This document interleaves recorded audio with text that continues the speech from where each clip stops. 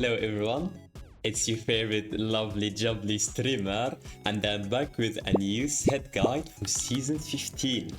Before I get into the video, I would like to introduce myself.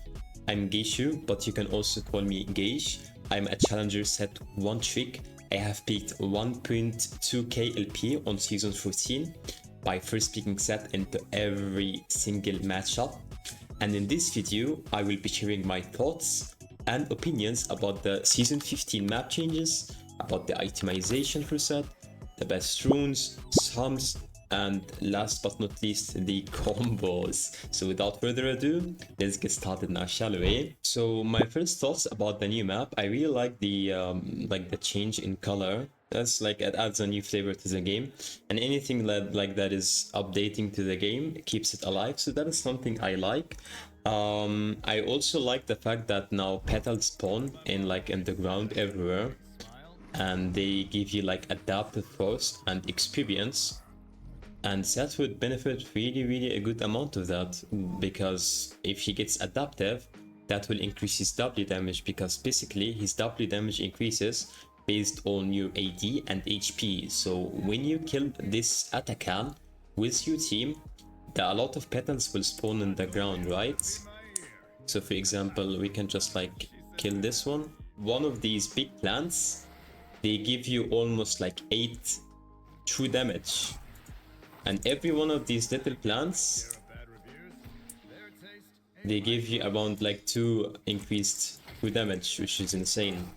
So basically, if you have like 50 to 60 stacks of these blood petals, and yes, some games you will get this amount of petals, you can deal up to like 2100 damage with like only 5 items. Like, I'm not even properly builded my items. So let's say we're building something like right, Cleaver, Shojin, Bloodmail. We deal around 1.9k damage. Okay, let's add like a Hullbreaker, 2.4k damage, up to like 3000 damage with Shojin fully stacked, and when you're low HP as well. But we'll get into that later in the game. So one thing I like is the fact that atakhan, it gives you more AD. More AD equals more W damage for Sett, so technically it's an indirect buff to Sett. Let's talk about the itemization. Basically, due to like the changes in items, there was an items nerf patch that nerfed literally all the bruiser items. Every item in the game that deals damage got their damage reduced by like 20, 15, 10 AD, which is huge for a champ like Sett, because this is also an indirect nerf to Sett, as Sett is an item reliant champ, and if he loses AD on his items, that equals to losing damage in all of his kit, because all of his kit is reliant on AD, especially his W. So that is insane nerf. But thanks to the atakhan, atakhan changes, this compensates for the lack of damage, and at the same time it helps us be able to one-shot people with our W. Let's talk about the items. You have Duran Blade and Duran Shield. Duran Blade, it gives you 10 AD, 80 HP, and 3% lifesteal, which is insane for a champ like Sett that relies on early bullying in the lane. You see, the beauty about Sett, that he is a champ that can be a lane bully, he can be a snowballer, and he can be also hyper scaling as well. But it's always better to do your best to abuse the fact that your champ is omega strong early in the early levels of the game. If you capitalize on that, I guarantee you will notice insane amount of difference in your games. Your enemies would even rage quit by getting punched to death just by your champ. So we have Duran Blade and Duran Shield. 80% of the games you will be going Duran Blade, because as you said, 10 AD is huge. It gives you more damage on your passive, it gives you more damage on your Q, your W, and your E. Duran Shield is usually gonna be in like 20% of the matchups where you cannot really look to fight the enemy head on in a 1v1 battle, something like Jace, like Cannon, like Vayne, mostly ranged matchups where you can never really catch or like consistently chase, and you need to sustain as much as possible. Other examples include something like Karma, Aurora, Quinn. These are really tough matchups to deal against, and you need to sustain from Duran Shield. But the best melee matchups, matchups that you can catch, something like Aatrox, Xante, Darius, Yoni, Yasuo. You need the Doran Blade for more damage and for more lane bullying potential. So with the core items, our first item, like 80% of the time, is going to be Stridebreaker. Okay, but why do we build Stridebreaker first? Because this item is made for Sett. It is the best item for this champ. First of all, we mentioned before in our latest video guide from season 14 guide that Sett loves HP, he loves AD, he loves ability haste, and he loves attack speed. Why? Because his entire kit relies on it. He has his 1-2 passive, so more attack speed equals more damage, because he will punch faster and faster.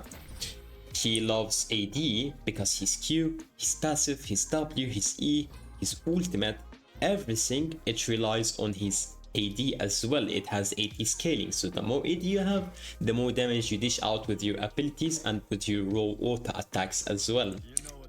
HP, because your W, it gives you more damage the more health you have. It gives more true damage or more damage in general in the center the more HP you have. So technically, it's always a very wise choice to build your items according to AD/HP as much as possible, as this will give us like the best usage of his kit and the best out of every scenario possible. On top of that, it also gives him wave clear, as Sett wave clear is really bad. Like, he autos every minion and it just takes a lot of time. His EW is not enough for wave clear, it has to have grit on his W, and most of the time if you're here, it's just gonna take long to push or like anywhere, because your W dot crit deals almost no damage to minions, right? The Stridebreaker with this like cleave effect, it hits like the nearby minions like this, and this allows you to clear it faster with the active as well. Okay. On top of that, one of my favorite things and one of the main reasons I buy Stridebreaker and Sett is the active part of the item. So basically, Stridebreaker, when you use it, it gives you movement speed, like this, and it also slows the enemy, which are things that Sett would also love, because as was mentioned before, Sett is a juggernaut that struggles to get on top of enemies, as he is heavily immobile. Like, the proper abilities to catch like mobile champs in general, like the trick to outmaneuver ranged people, mobile players like Riven, Aatrox, whatever, is to use your Stridebreaker properly. Like, you move back and forward, and then when you pretend you're running away from a victor, for example, you turn again and you just press Stridebreaker, and then you slow them, you get movement speed, and then you punch the shit out of them until they're dead, and then you do the rest of your combo, etc, etc. So this is one of the main advantages of Stridebreaker. If you use it with proper spacing, you are unbeatable. But you have to be slick, you have to be tricky. That is the key. Mind games are everything, guys. Do not forget this. Pretend that you are in a position of weakness. You're running away. The enemy is chasing you, running away, and then you turn. Your Q gives you movement speed. You have your Stridebreaker, you use the maximum range of Stridebreaker, you catch them with the slow, and then you finish them off with your ultimate, their abilities, or whatever, like that situation. Our second item is going to be Black Cleaver or Trinity Force. Based on the enemy comp, most of the time I go Black Cleaver. As we mentioned, Sett loves AD, HP, attack speed, and ability haste. And this item involves everything except attack speed. It gives you 40 AD, it gives you 400 HP, and it gives you ability haste. Okay, but why do we build Cleaver and not something like Hullbreaker? I get this question a lot in like many of my videos and many of my streams, and I will explain. One of the main reasons I hate Hullbreaker as a second item is because it gives you nothing but raw status. It gives you damage and HP, very nice. 4% movement speed, it is not really that much. I don't find it really that effective in general, and I don't think it's worth getting this item, because against actual proper players with good macro, it is very difficult to just like brain dead split push the entire game into like ending the game, as people will always be able to defend and they will just make your item useless. I have built this item out of my experience so many times, and most of the time I end up getting like 0 damage on structures.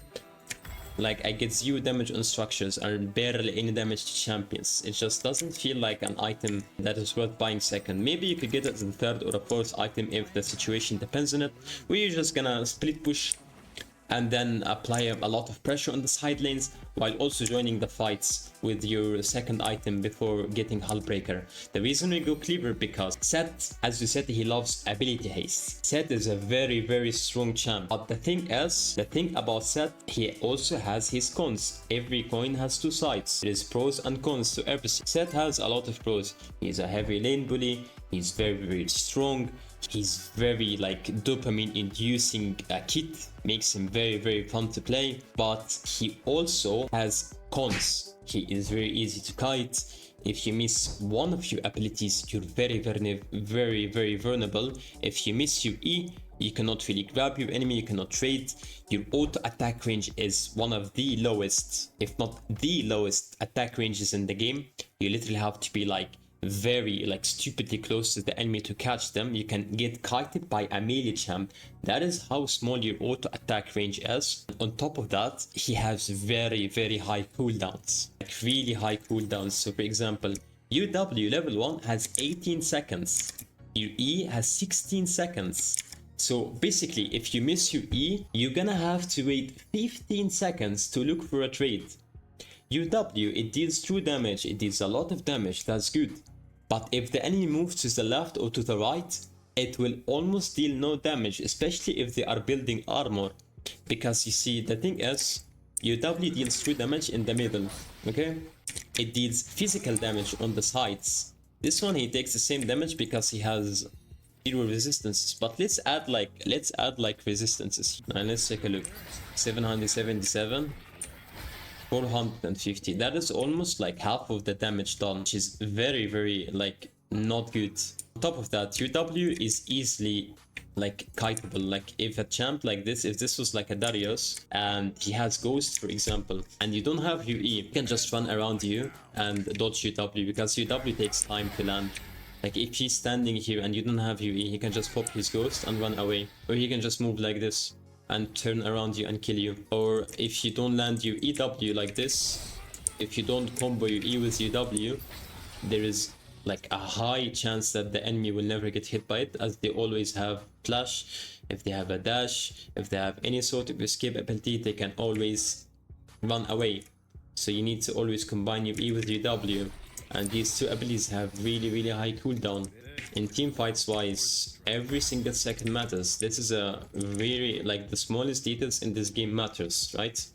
So that 1 second where UW is in cooldown, and you Sett players just like me out there, you have been into many situations where you're in the middle of a team fight and then your W is like on 1 second cooldown, and then you just end up dying 0.5 seconds and you just die because you can't pull it off because you don't have ability haste. This 20 ability haste reduces the cooldown from your W 12 seconds to 10 seconds. It's huge. You're thinking, okay, but 2 seconds is not that much. It is much. Every second matters.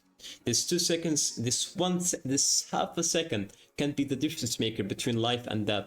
Same thing for your ultimate, same thing for your E, same thing for your Q with your auto resets. You need to like ability haste in general not only reduces the cooldown of your W, which makes you pull off more than one W in team fight and help you in sticky situations, it also reduces the cooldown of your ultimate, it reduces the cooldown of your Q, and when you reduce the cooldown of your Q, you end up doing in general more DPS because you auto Q. Now your Q is gonna be back in like 4 seconds instead of 5. That will lead up in even higher TPS. Point, you will get this 1 second earlier, which will make a huge difference when you're fighting someone that fights you head on, like Jax, like a Xante, like any champ that is like fighting you head on 1v1. That helps you a lot, okay? And we built Cleaver because it also gives you something that other items does not, which is Carve. It's passive, it gives you armor pen. It reduces the armor by the enemy you're hitting by 6% up to 5 times, which is leads up to like adds up to 30% armor reduction, which is very, very good. Not only for you, but also for your teammates, for your AD carry, because you reduce the armor of like an enemy tank support. Any enemy with a lot of armor, you reduce their armor by 30%, which is huge. Not only for you, but also for your AD carry, especially if they buy like an armor pen items themselves, like Lord Dominic, Regards, or Last Whisper. You will increase indirectly their damage output, which is very, very good item to build. On top of that, one of my favorite things about Cleaver is the passive movement speed. Every time you hit an enemy, you get 20 movement speed, and that is more movement speed you get from the passive of Hullbreaker, because people say, okay, but if you want movement speed, Hullbreaker gives you movement speed. No, Hullbreaker would give you less movement speed than Cleaver. That's why Cleaver is better than Hullbreaker in every aspect, especially if you're team fighting and you're dueling, because Hullbreaker gives you an extra auto, like an extra empowered auto damage every 5th auto attack, right? Right. But let's say the enemy has 300 armor. Your damage is gonna be way less than if you have Cleaver, because your Cleaver is gonna shred the armor of your enemy, and at the same time it will end up in dealing more damage than it would with Hullbreaker. That is the first point, because less armor equals more damage. More armor, but you have more damage, your damage is getting reduced anyway. Okay, movement speed. People say movement speed, Hull is better, it's not. And let me explain. I'm not really into numbers, but I will test it for you guys. So basically, if I hit an enemy, I get 405 movement speed, right? I get 20 extra movement speed, so it tends to be 65 combined with boots, okay? So I hit this minion, and then I press Q for movement speed. I end up getting 493 movement speed. Now let's test Hullbreaker. I have 400 movement speed. The thing is, it's 400 movement speed like consistent, right? It's constant. But we don't really care about that. We care about like in battle movement speed, that every single ounce of movement speed matter. We need to abuse every small minute detail to get on top of our enemies. So if you press Q, you get less movement speed in general than Cleaver. It's like 3 to 4 movement speed, but then again you have to understand that some champs, they get nerfed by like 5 movement speed and they become unplayable on top lane, for example like Vladimir or Cassiopeia. Okay, so Cleaver, most of the time, 80% of the games is gonna be Cleaver second. You can also go for a Trinity Force. When do you go Trinity Force? When do you go Cleaver? You go Cleaver usually when you're like playing against 2 champs that build tabbies, and they build a lot of armor, something like Santi on top lane, Rakan on bot lane support. Most of the time you'll be building it, because engaged support is like really spread out in this meta, and you see a lot of them. All in all, the armor shred is very good, ability haste is very good. Everything about this item I really like, and it's very good, especially since the fact that they removed the phage movement speed from Stride. So Cleaver movement speed on hit kinda compensates for the lack of phage movement speed, okay, that you lost on Stridebreaker.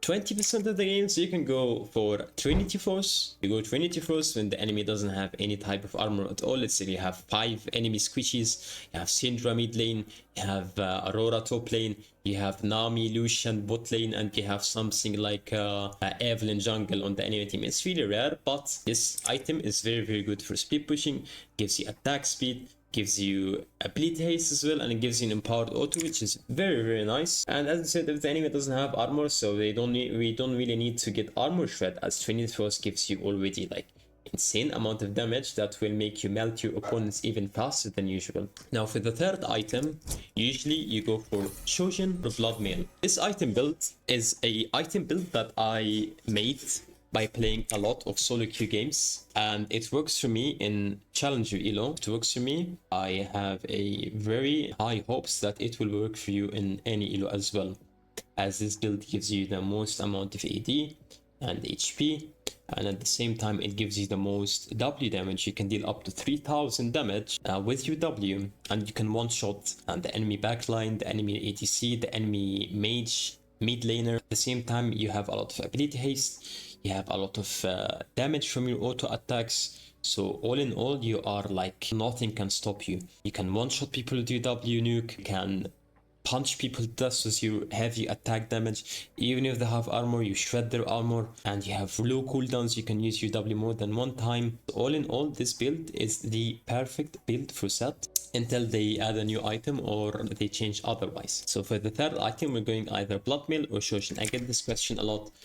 When do you build Shojin or when do you build Bloodmail? Before we get into this topic, I'm gonna explain. You go Bloodmail as a third item 80% of the times. Why? Because Bloodmail, it gives 30 AD, 550 HP, and its passive is the main reason why we get it. So you get extra attack damage based on your percent messing health, and you get 2% of your bonus health as attack damage. This is a huge item spike for Sett, as it increases his W damage, increases all of his damage in general. The more health items you get, the more AD you get from this item. Right now I have around 29 extra AD because of my HP. So in general this item gives me like 60 AD and not 30.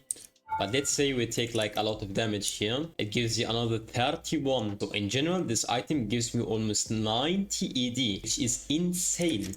It gives you 90 AD when you're low HP, gives you 550 HP, which is more than all bruiser items in the game, almost. And it's the perfect item for Sett, as Sett relies on fighting when he's like low HP. When he gets low HP, which is less than 50% HP, he gets full grit. When he gets full grit, he can unleash a heavy W damage nuke. Okay, so this is the best item for Sett, obviously after Stridebreaker. Get at the third item. Right, fourth item is Shojin. It is very good item. The reason I like this item, because it gives you AD, HP, it gives you ability haste, which is very good.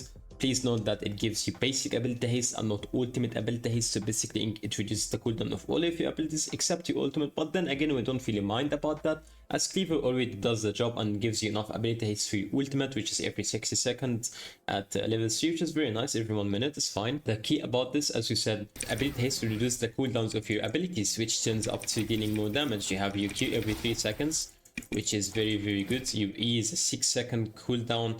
Your W is an 8-second cooldown after it was like almost 16 seconds without like any form of ability haste, which is huge for you. Like the less cooldowns you have, stronger your champ gets, because you get your cooldowns more often and you can pop more than one W per team fight. The main reason I like this item is the fact that it's passive, focused will. Dealing damage with abilities increases your champion ability and passive damage by 3% for 6 seconds. What this means is that when you use your abilities, you increase the damage of all your abilities by 3% every stack for 4 stacks. That means you can increase your total abilities damage by 12%. Your Q, it gives you 2 stacks. Your E gives you 1 stack, your W gives you another stack. Like in teamfight wise, you can auto QQ, ult E into W, you auto QQ. Your Q will give you 2 Shojin stacks, your ultimate is gonna give another stack, your E is gonna give you the 4th stack, and then you can finish them with an EW. And you will deal you will deal insane amount of damage if you have this item, as it also like not only increases the damage of your Q, your E, your ultimate, it increases the damage of your W, true damage as well, which is insane. It's an insane item spike as well for your champ, a W spike. This dummy has the same items like us, so here it says 1.9k damage. Okay, we have it like Conqueror fully stacked, so we don't like misinterpret stuff. With Conqueror fully stacked, it should deal 2084 damage. So let's say we have Conqueror fully stacked with Shojin as well, right? But look what if you press W. You deal 2333 damage. That is almost 300 damage increase. 300 true damage increase, which is insane for your champ, because at a certain point of the game you will be calculating the amount of HP the enemy backline has, and you will look at your W damage and you're gonna aim that true damage that you will W flash and catch the enemy off guard and end up killing them. Okay, so it's very good item to have. Shojin combined with Bloodmail, Stride Cleaver will give you the most damage out of your abilities. Okay, and gives you ED, gives you ability haste, which is very beautiful for Sett. Okay, so the question I get often, when do you get Shojin? When do you get Bloodmail? As we said, Bloodmail 80% of the time. Shojin, 20% of the time I go as a third item instead of a fourth item. Okay, when do you get it? As I said before, your Shojin, it increases the damage of your abilities by 3%, including your ultimate. And as we talked before, our ultimate, it deals more damage the more the enemy has HP. The more the HP the enemy has, the more damage your ultimate does, right? Because it deals damage of the percentage of the enemy's HP. If you ult an enemy Dr. Mundo, for example, it's going to deal more damage than if you don't have Shojin.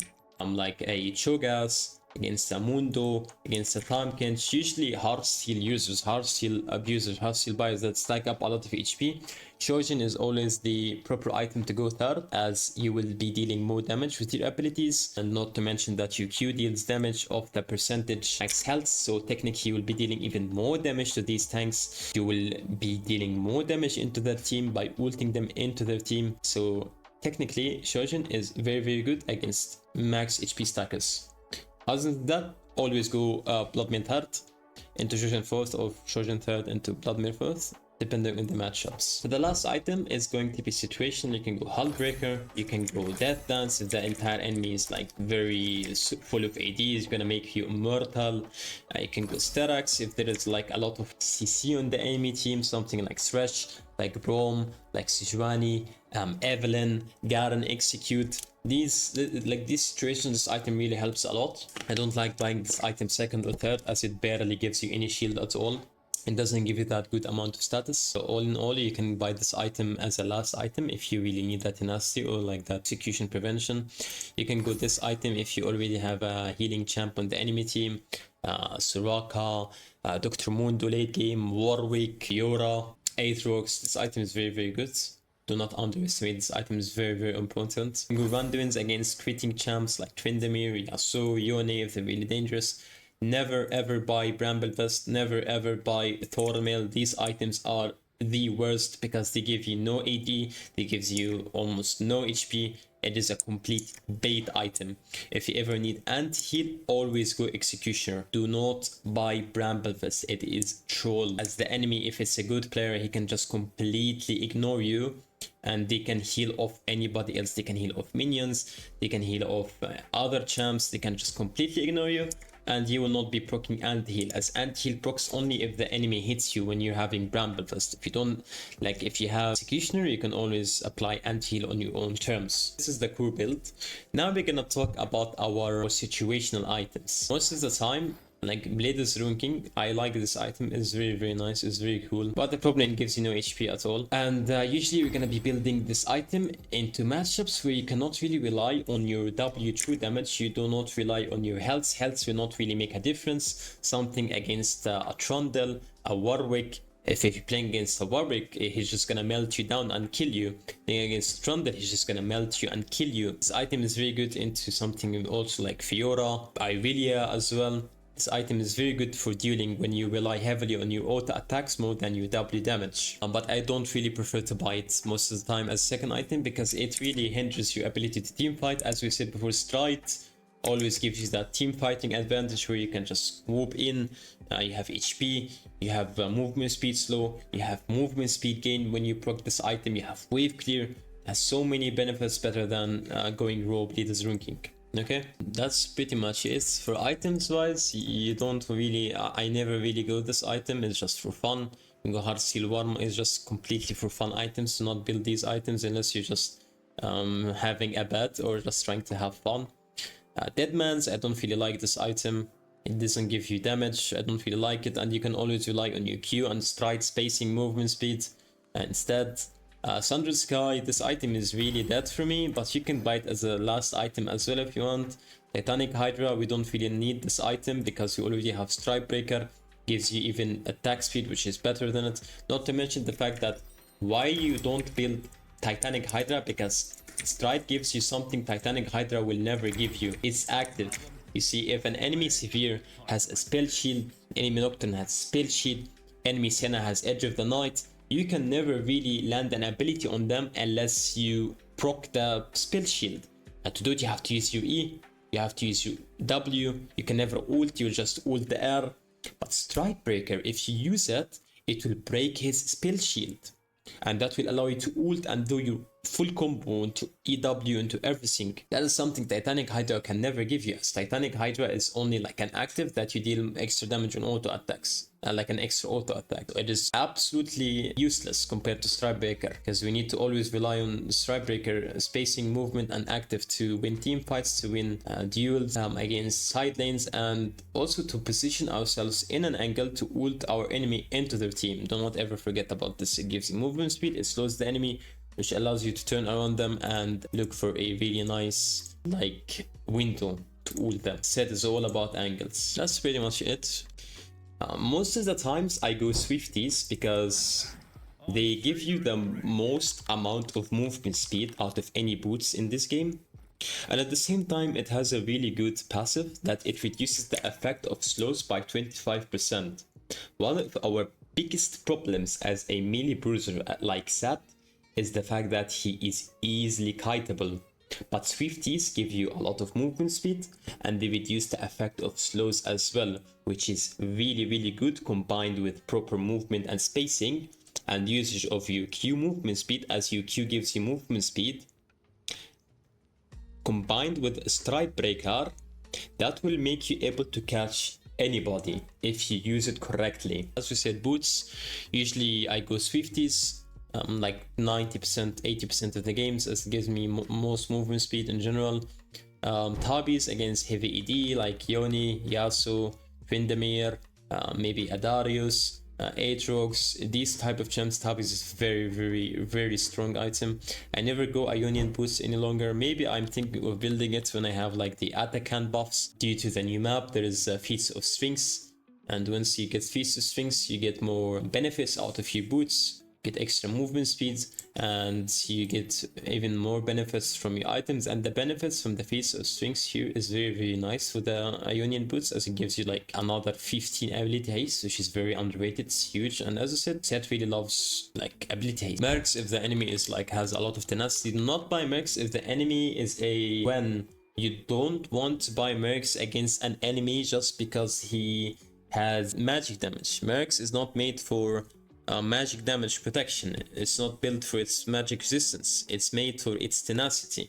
You build Mercs for tenacity. If you're playing against something like Braum, a Thresh, like these sort of heavy CC champs, it's always better to go Mercs. Mercs into, as I said, heavy CC champs. Even on top lane, something like a Gragas is really annoying to deal with, so Mercs is a very nice item to build against him. They have a really rush boost first, but you can rush boost into something heavy like Riven. You can rush Tabis. Aatrox, you can buy Tabis after like a longsword and a dagger. Mercs against Gragas is the first item most of the time.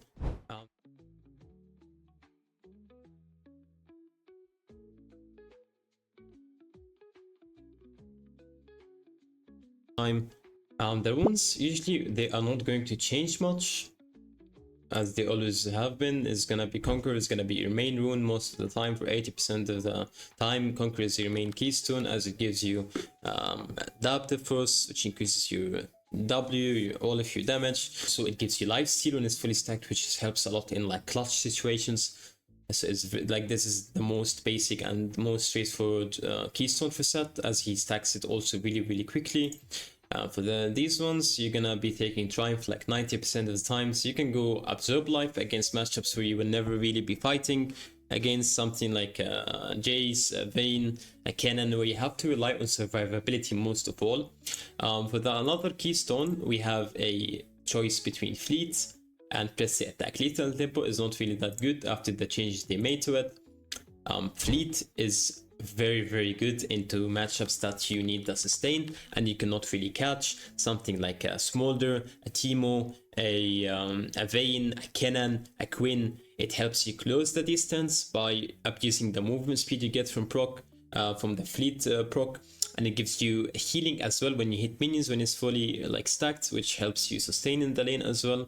So this one is really nice. I take it like 10% of the time against ranged matchups that I cannot really catch. Karma as well. Press the Attack. Now this rune I haven't really been taking it as much as it is strong and as good as it is for Sett, as like he's really good at stacking it quickly because of his like 1-2 punch into Q reset. He can instantly proc it, right? But the thing is, the previous patches, it didn't really increase the damage. Like you see, the way press the attack works, it increases, it deals a burst amount of damage after proccing 3 auto attacks, and then it increases your entire damage by 8%. But the thing is, the key selling point of Conqueror for me over press the attack was always the fact that Conqueror would give you more AD, which in general will give you more W damage, correct? Press the attack would not increase your true damage, but thanks to this new patch, it now increases your true damage as well. So now we can actually start taking press the attack more often, as it will increase your true damage by 8% as well. I have tested both Conqueror and press the attack, full item set, both of them stacked, full items. There is not a huge difference between the maximum damage between the two of them. They both did the same amount of maximum damage, which is like 3.7, 3.8k. But the thing is, whether we choose this rune or Conqueror, it depends on the matchup we are playing against. Press the attack is good, but it is not good in every situation. Conqueror is good, but it's also not optimal in every situation. So it depends on the matchup we're playing against. We take this or that or this. And I am still testing this rune. But so far I have tested it against Darius, I have tested it against Cassiopeia, I have tested it against something like Riven, Aatrox, and so far it is very, very good. Why? Because usually into Aatrox, into Riven, sometimes Darius, you start W level 1 and you stack press the attack way quicker than you stack Conqueror, because you need like 3 autos to proc press the attack. Conqueror, you need like 12 stacks, right? Which is like a lot of autos and abilities used. So level 1 wise, if you start W level 1, you auto 3 times, you press W, boom, 200 damage, level 1, true damage. Insane. It is absolutely insane. This rune right now, into any matchup where you be taking W level 1, or matchups where you rely on a champ that is like really squishy, something like a Yoni or a Yasuo, you can take this rune and they will melt like butter, especially if you start W level 1, as it's very easy to stack, it deals a lot of damage, and now it even increases your true damage, which is insane, not only in one champ but also in the team fight entirely. Like if you're in a team fight and the entire enemy is stacked, you still will deal 8% increase to damage to everyone, not just to the primary target you're hitting, okay? So we'll be taking this more often. I will be sharing more thoughts about it later on in the stream. Thanks to the new patch as well, you get more damage. Like last stand is gonna be now be taking like 100% for games. Sometimes we'll be taking cut down, but in this patch we'll be taking last stand now every game, because last stand it increases your damage by 5 to 10 to 11% when you're low HP, which is huge for a champ like Sett, as he always relies on fighting when he's low HP. He gets the maximum amount of grit when he's very low HP, and now it increases your true damage as well. Like not only increases your damage output, but it increases your true damage, and if you have ignite, it also increases your true damage as well from ignite. Same thing with press the attack. Press the attack increases the true damage from the ignite as well, which is huge.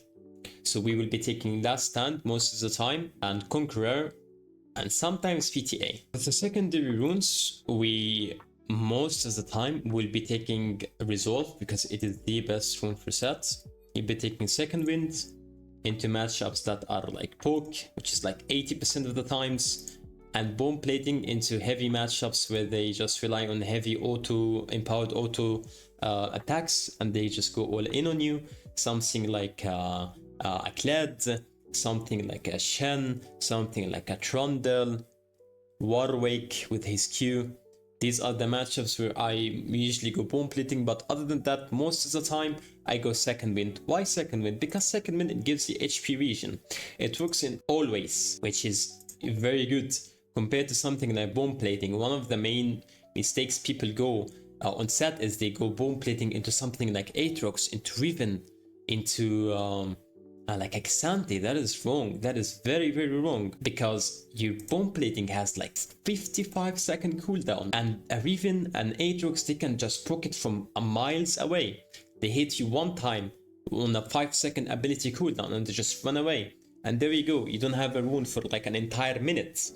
But second wind, it gives you sustain, it gives you health regen, and it also synergizes really well with your passive, because as we mentioned before, your passive ability, the less HP you have, the more HP regen you get, combined with something like second wind, is gonna be really, really like useful and life-saving in very clutch situations. Second wind, you'll be taking it most of the time, and for the other one, you'll be taking shield bash every single game. Cannot fathom or explain how good this rune is. It is the best rune for Sett right now, as they buffed it really, really much. 15% extra damage. If you press W on a full grid, you will deal 15% of that shield as damage, and Sett has a huge amount of shield, right? At the same time, the more health you have, the more damage shield bash does, as well as it scales on bonus health, which is also huge as Sett builds HP as well. Not only this, it says that you have up to 2 seconds after the shield expires to use the effect. So if you have a full shield, then your shield slowly decays over 3 seconds. You still have 2 seconds, like let's say your shield disappears after your full grid, you have 2 more seconds after it expires to land an auto attack to proc shield bash. This rune is so good for Sett. It makes you deal up to 90 damage extra per auto attack, level 2 or level 3, which is disgusting. Like 90, like let's say an enemy has 600 HP, you deal like 100 damage thanks to shield bash, which is insane. So always take this rune. It is the best rune for Sett as a secondary. Always. Do not look at the numbers. Do not look, oh, it only dealt 30 damage, 40, 50, 60. Every damage matters. Every single small detail matters in this game. Do not underestimate this rune. This one sucks, never get it.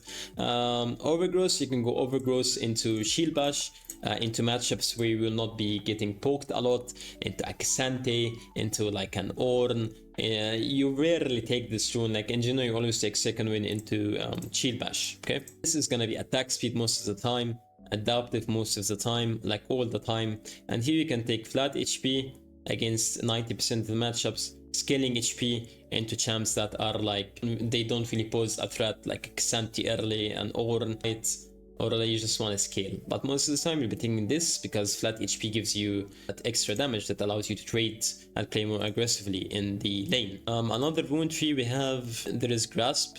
I stopped taking Grasp, but you can go Grasp if you want to against something like Gragas, like Xante. But I don't really go this rune any longer, as Conquer and Precision gives you everything you would ever wish for. And that's it for the runes. With the sums part, it's gonna be the same, like 80% of the time or 70% of the time. You will be taking Ghost, as it solves like 99% of Sett's issues, because we said that Sett is a very immobile champ and he needs to be in really close range to get on top of his enemies. And Ghost allows us to do that because of the movement speed. It's way more difficult to kite Sett because of the summoner.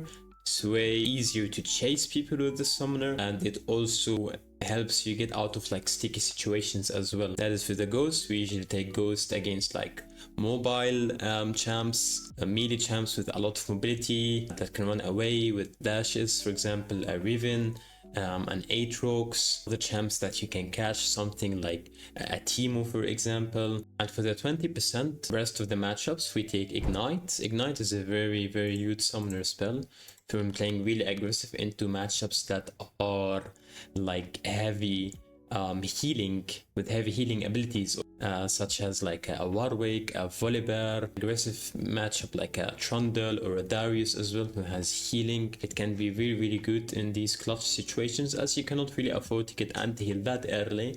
On top of that, it is like a good amount of true damage that can be the difference maker between life and death. Not to mention the fact that now, due to the changes in this patch, Ignite is even more stronger because of the fact that press the attack and a rune like Last Stand, they both increase true damage. So I think like press the attack into matchups where you should be taking Ignite is gonna be huge, because it will deal even more damage because of this. And now for last, summoner that we take for the 10% of the remaining matchups. We take TP, and we usually take TP into matchups that are like scaling matchups where we will never like really interact with the enemy laner as much. We don't really have a kill threat, and we cannot really catch them or like chase them down with a ghost or kill them with ignite. We don't really benefit from ignite or ghost as much as TP, because you will be scaling most of the time. You're just gonna be farming, hitting minions, and playing for team fights. So this summoner, it could be good into matchups, like ranged matchups where it is like you have to rely on farming, like Kennen, like for example Karma, Malphite as well, because you cannot really chase Malphite, you cannot really kill him after he gets like Tabis, an Ornn, a Cassandra, etc, etc. And now the combos. You've been waiting for this, haven't you? Huh? Okay. So for the combos, we're gonna start off with the basics, and then we're gonna get to the advanced combos that I use to even beat challenger and pro players as well in the lane. I have made all the combos before in my previous season 14 guide. If you haven't checked my season 14 guide, please do already, as it has a complete introduction about the basics, the abilities, everything related to Sett in general as a champ, matchups, everything. The only part that is outdated is the runes, the itemization, and the map, which is why we're talking about it in this video. But again, nevertheless, I'm going to be talking about the combos again in this video, because obviously there is new stuff that we've learned, and at the same time I will be posting the link. You can check it out in the description for the season 14 video guide. It has also timestamps where you can just skip into the part that you already know and the parts that you wanna relearn about. Okay, so starting off, we're gonna start with the classic W flash combo, where you W somewhere and you flash. This combo is made to catch the enemy off guard, and if they have flash as well, you can deceive them by tricking them that you missed your W, but you actually end up flashing behind them. So even if they have a flash, if they have a dash, if they have a parry or whatever, there is a really low chance they would predict a play like this below in any elo below like Grandmaster. Okay, so this is very useful in catching enemies off guard, especially if they have a dash, a parry, a flash. You would be fighting the enemy, you guys are fighting, let's say you're fighting an Olaf here, and he uses ultimate. You cannot really EW him, because he's unstoppable, right? And he has flash, so you pretend that you missed your W, and you flash behind him to finish him off. This combo is really good also for sniping enemies on the backline. So let's say you are at this amount of HP, are you getting like hits, and then you're fighting this enemy, and there is like an enemy ETC behind. You can W and you can finish him off with a flash, and then you can E-stun him, and then you combo him and kill him. Again, you're fighting an enemy, there is an enemy ETC, this is an enemy support, you're full grit, EW, flash, E, auto, Q, Q, ult, and you finish him off. Okay, so that is the first combo for Sett, W flash. This is also good for like catching enemies under the turret off guard when they're like hiding like this and they think they're safe in the lane. As you can see, they never expected. It's better to have like minions in front of you here, as that you pretend that you are going to W this wave to clear it while he's recalling. If he's in any elo, even in challenger, it's impossible to react to this. Like, it is more obvious if there are no minions here, right? And just W flash. But it is impossible to predict it if there are minions like this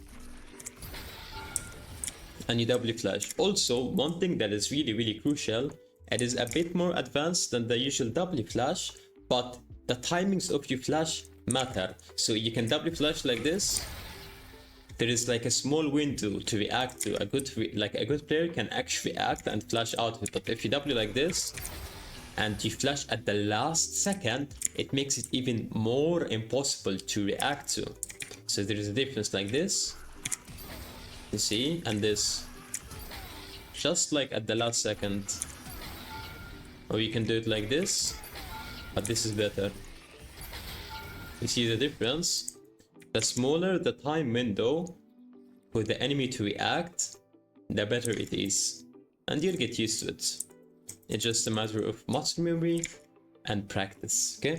The second combo is the auto Q reset combo. This is very important. This is one of the most crucial things about playing Sett, to maximize your time windows, your animations as much as possible.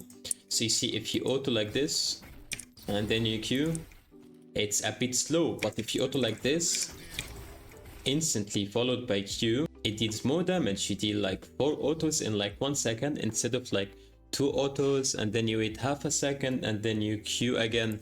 It's also better than just starting with Q like this. You see like how the champ stopped for a second there? That's because of the attack animation, but you can cancel the attack animation by using the ability right after your second auto goes off. Okay, so best combo, auto Q Q again, auto Q Q, auto Q Q. This is the best damage output. You can use this while like trading with the enemy. For example, this is an enemy minion and this is an enemy champ. You can E grab him and auto Q Q. The best to land your E as a stun to guarantee that your 4 hits land immediately and not giving them a chance to run away. The combo is going to be auto Q Q. You have full grid, you EW him and you finish him off. You're fighting an enemy Kisanti, enemy Darius. Auto Q Q. You have full grid, EW, kill him. You need to guarantee your E to land as a stun always. That is your best bet, because if you stun E into W, you can always guarantee your E, and you can guarantee your W true damage to land. Even if they have flash, if they have a dash, if they have whatever, they cannot really escape out of your true damage W. Now the third combo is a bit advanced. It's mainly made for like champs that are like that can like have a dash, that have a stun, that have a parry. Like any champ of these that have like sort of escape mechanism, you need to land as much damage as possible while the enemy is stunned with your E. Okay, so how we do this? So let's say, for example, this is an enemy Riven right here, and this is a melee minion, enemy minion, right? And she's standing from behind. If I E her and then auto Q, you see, by the time I press my Q, I'm gonna get stunned and she'll just dash away. And I don't get much out of the trade. She will stun me, she will auto Q me, and then she will dash away, and they end up losing the trade. Okay, so how do we deal with this? Obviously you can hit auto 2 times and then reset with Q, because they can always react to it. So how do we deal with this? We use the EQ combo, E into Q. This QQ, it empowers you like next to auto attacks, and they deal way more damage than your normal auto attacks, correct? So we cannot really auto 2 times and follow by Q reset. And as you said, in short trades you want to get the most like amount of damage possible out of the trade. So what we're gonna do against champs like a Pantheon, a Riven, Xante, Bessa, any champ with a shield, is a stun, whatever, you need to land your E as a stun, followed by Q autos. Okay, this is a Riven, you E into Q, Q, again, E, Q. Very crucial. Another crucial thing that is like a bit way too advanced is E animation cancelling. You can cancel the animation of your E. You see, if you press E like this and then you move, like if you press E like this and then you move, you see there is like a delay, right? Like if you press your E and then you move, instantly after the animation finishes, you cancel the animation of your E. Let me show you.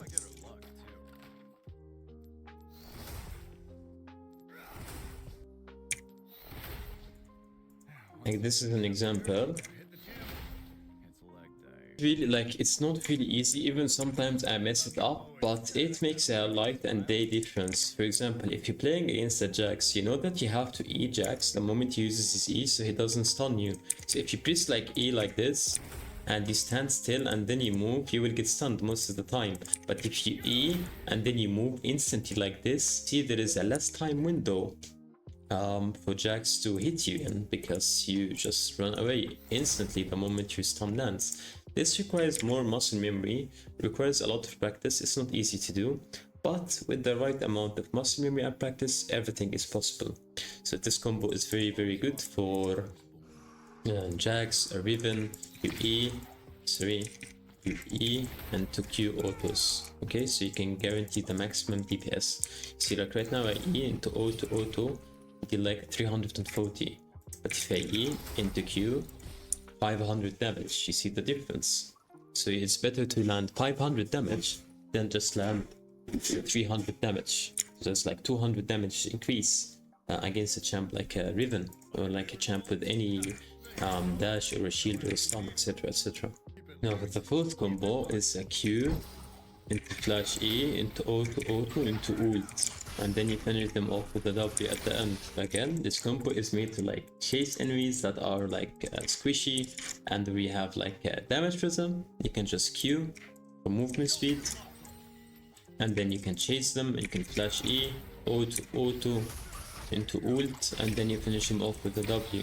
You can start the combo also with like flash E, auto Q into ult, and we then finish him off with a W as well. Don't forget that it's always better to land your E as a stun. If you land as a stun, it guarantees you to secure the kill, because if the enemy has a flash or a dash, they can always run away. But if you land as a stun, you can always guarantee your second autos to land, and then you combo them with your ultimate as well. They will be stunned during the animation of all of this, because you change CC them, you flash E, they're stunned, and then you ult, and then you kill them. This combo is really good when you wanna like use it as a finisher, or if you wanna insecure enemy, or you wanna chase them down and just pick them off with their squishy as well. Like this, and then you ult, and then you kill them. If you have Ignite, you can pop it. If you have Ghost, you can pop it on them as well, just to secure the kill. And now for the fifth combo, we have the flash R combo. This combo is mainly used when you're like really away, like you're really far away from the team fight, and you wanna be there in time, because if you do not get this angle, if you do not ult right now, you might end up losing the entire fight, because this is your win con. This is the team fighting like ability. This is your game deciding fight, and this is like a Cho'Gath or a 10,000 HP Tampkench, Sion, Mundo, whatever, and he is in this position. He's being reckless because he knows you're not there. It's gonna take like some time, but you can flash ult into his team, and then you EW and kill all of them. Usually if the enemy is good, he knows of this, he knows that you wanna do this, so if you can catch them out of guard by flash ulting them, you can also use the flash R combo to insec them into your turrets. For example, an enemy like this, flash behind them, and then you ult them into your turret. There is also the usage of Stridebreaker, which is the main reason I really like this item, because as you said, if it is a really good player, they will know of this. And let's say you don't have flash here, and this is like an enemy Mundo, and he's positioning him, so he keeps moving to the left and to the right. So use Stridebreaker, you Q around him, and you ult him. You need to find the perfect angle. Sett is all about angles. You figure out the angles, you figure out 60% of the champ. Okay, so angles are everything. Stridebreaker is one of the best items. That's why I love this item, because of that it can slow. Now he's slowed, you have more movement speed, you can move around him, and then you can ult him into his team, into EW. And now for the insec combo, this combo is about using flash E into R by turning around the enemy and then ulting him into your team. So let's say, for example, this is like an enemy Jinx, right? And this is like enemy Braum, enemy Sejuani, and they're like pushing mid lane. They're pushing like this, and your teammates are here, but they're scared to initiate the fight because they are not really strong. But you are strong, and they are disrespectful, and they're like frontlining, and this is the back line. They're playing front to back. So what you do is you Q, you flash E, and then you turn around him, and then you ult him into your team. and then there is a 99% chance this ADC dies, and then you win the rest of the team fight. This works in really clutch situations, especially if the enemy team is pushing towards you as well. Let's say this is an enemy tank, this is the enemy ADC, flash E, you stride, and then you turn around him, and then you ult him into your turret again. One last time.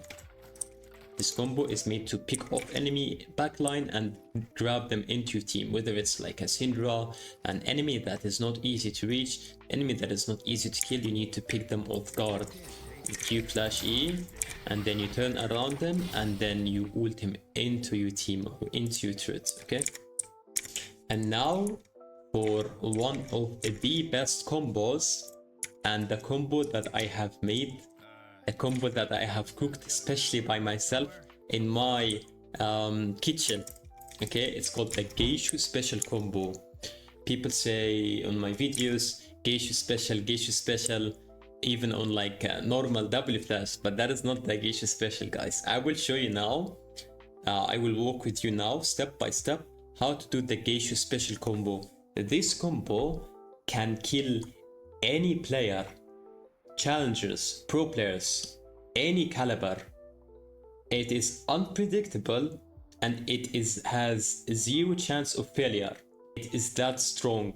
You see, usually if you flash E like this, so let's say there are like minions here, and this is an enemy champ with 50% HP. If you Q into flash into E, they will just flash out, right? They will just flash out because they will not die most of the time. They will not die unless they're like really low HP. Because you know, if the enemy is 50%, 40% HP and you Q flash E, 2Q autos, the enemy will not die, and he knows that he will not die, so he will stand in that position and he will just flash out. You will waste your flash, he's gonna have TP, he's gonna TP back to the lane, and then you gain nothing but burning flash. They don't know is the Geishu special combo. If the enemy is 40% HP, we can execute them. Even if they have flash, even if they flash out, they will still die. Okay, but how? I will show you. So basically this combo relies on mind games and the element of surprise. You are unpredictable and you abuse the smallest details of the game, which is the Bluetooth auto. You can land 3 auto attacks instead of like flash E, Q, 2 autos. You can auto, flash E, auto, Q, Q. Instead of dealing 500 damage, you did like 650 damage, which is like an insane amount of damage increase. Again, so let's see like this, auto flash E, auto Q, Q. 800 damage total, okay? 800 damage. But if you flash E, Q, Q, 600. There's like 200 damage increase, which is makes a difference between 40 and 50 HP. 50% HP, you get my point? Okay, so what you're gonna do is you're gonna fake that you're hitting the minion. When you say this is an enemy, you're just waiting for you to push the wave. You're gonna hit the minion, you're hitting the minion, you're hitting the minion, and then at 1 second you auto flash E, auto Q, Q. Again, let me show it to you again. So you use the element of surprise, you deceive the enemy in your smoke of like deceit. You make them never know your next move. You're just hitting the minions, you're hitting the minions, he's at the safe distance. You auto the minion 1 time. You flash E. Auto the minion 1 time. You flash E. Auto Q, Q. So this combo, it utilizes the usage of your second punch, because your second punch deals more damage and it is faster than your normal punch. And then you reset your attack animation with your Q and you deal another 2 autos that are empowered. The beauty of this combo that even if the enemy dashes, flashes, if you execute it properly, you will 100% kill them even if they flash. You can also combine this with auto flash E, auto Q, ult into second auto, just to like maximize your DPS and deal your entire combo damage before they get a chance to do anything. Because you see, they are stunned. and then you auto them with your second auto, and then you land a Q, and then you ult while they are stunned, and then you land your second auto. Even if they flash, it will still connect. You can use your ignite as well, or if you have ghost, you can pop it as well while he's in the air. Geishu special combo never fails. Try this in your games and let me know how it works out for you. My final thoughts about this video, I would like to first of all give special thanks to my super talented editor Achilles. He is one of the best people I have worked with so far, and he is the one who is responsible for making all these cool thumbnails and video editors you guys have been enjoying so far. So special thanks to Achilles again. Special thanks to my community as well. You have been a great support, and I appreciate all of you. You are a blessing to me, and the more we grow as a family day by day, I wish to bring out the best in you as you guys bring out the best in me as well. For conclusions about Sett in general and my opinion, I think Sett is a very misunderstood champ. People think that he takes no skill. People think like, okay, I'm gonna just lock in Sett and just play auto punch people and press W without any thinking or any thoughts. Oh, I missed my W. Okay, this champ sucks ass. This only relies on W. They don't use auto resets. They don't think before they act. They waste their cooldowns and then they blame the champ. Sett is an easy champ to learn. He's simple. He's really easy. He has an easy kit to learn, to understand, but has a very high skill ceiling, and it is super difficult to make it work in higher elos against actual good players. So I am not saying this to be pessimistic or tell you not to play the champ. You should most definitely play the champ. It is the best and most fun champ I've had playing so far, and if it didn't really take skill, I wouldn't really like playing it, because I'm a competitive person myself. I love like challenges, and I find climbing with the champ can be challenging, but that does not make it impossible, because at the end of the day, what makes the champ strong, what makes the champ weak is the player.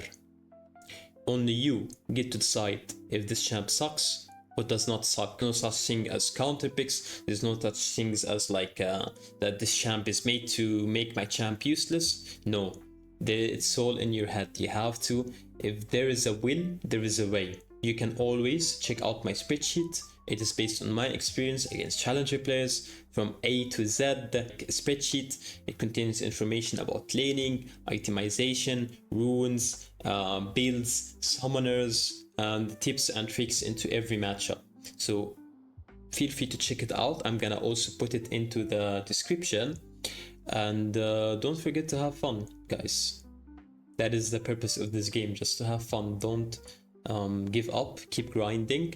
And anybody is more than welcome to join my stream. I stream on Twitch daily. Anyone is more than welcome to join my stream, twitch.tv/Geishuu. I'll be answering all of your questions, and I would be happy to have you in my community. That's it, guys. Thank you so much for watching so far. Anybody has any questions, let me know what you think in the comments. Feel free to join my stream as well.